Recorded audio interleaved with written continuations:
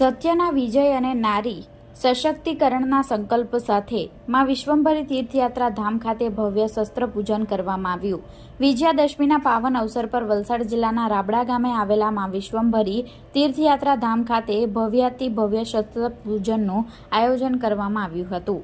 ધામના સંસ્થાપક મહાપાત્રના દિવ્ય માર્ગદર્શન હેઠળ યોજાયેલા કાર્યક્રમનો મુખ્ય ઉદ્દેશ્ય એ છે કે અસત્યનો નાશ થાય અને વિશ્વમાં સત્ય ધર્મ કર્મની પુનઃ સ્થાપના થાય। સમગ્ર ભારત વર્ષમાં પધારેલા હજારો ભક્તોએ આ ભવ્ય શસ્ત્ર પૂજન કાર્યક્રમમાં ઉત્સાહભેર ભાગ લીધો હતો। આ પ્રસંગે વીર વીરાંગનાઓ દ્વારા તલવાર સાથે રજૂ કરાયેલી અદ્ભુત કૃતિઓ જોઈને ઉપસ્થિત સૌ કોઈ દંગ રહી ગયા હતા।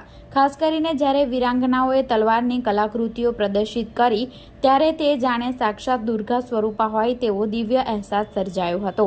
વર્તમાન સમયમાં અબળા ગણાતી નારીનું આ કાર્યક્રમથી સશક્તિકરણ થયું છે અને તેમના શૌર્યતા અને ખુમારીના બીજ રોપાયા છે।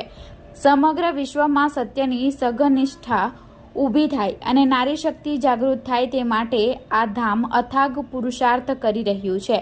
વર્તમાન સમયમાં અરાજકતા, ભ્રષ્ટાચાર, પાપાચાર અને અનૈતિકતાનું સામ્રાજ્ય ચારે બાજુએ વ્યાપેલું છે। અધર્મ, મફતનું ખાવાની વૃત્તિ, કર્મહીનતા અને લંપટ વૃત્તિનું પ્રમાણ ખૂબ જ વધી રહ્યું છે।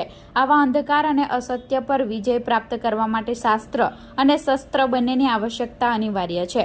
સમગ્ર વિશ્વનું કલ્યાણ થાય તે માટે આ ધામ એક સરળ અને સચોટ ઉપાય માટે એક દિવ્ય સંદેશ આપી રહ્યું છે કે અંધશ્રદ્ધા છોડી ઘર તરફ પાછા વળો અને ઘરને એક મંદિર બનાવો। આ દિવ્ય સંદેશ અનુસાર વ્યક્તિએ અંધશ્રદ્ધા અને વ્યક્તિ પૂજા છોડીને પોતાના ઘરને પવિત્ર ઘર મંદિર બનાવી શક્તિ પૂજા કરવાની છે।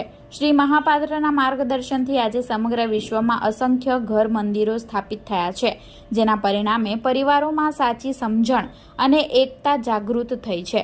આવા આદર્શ ઘર મંદિર બનાવેલા પરિવારોના કારણે આજે સમાજમાં આદર્શ કુટુંબ અને સમાજ વ્યવસ્થા ફરી પ્રસ્થાપિત થવા લાગી છે, જે વિશ્વ કલ્યાણ તરફ દોરી જાય છે।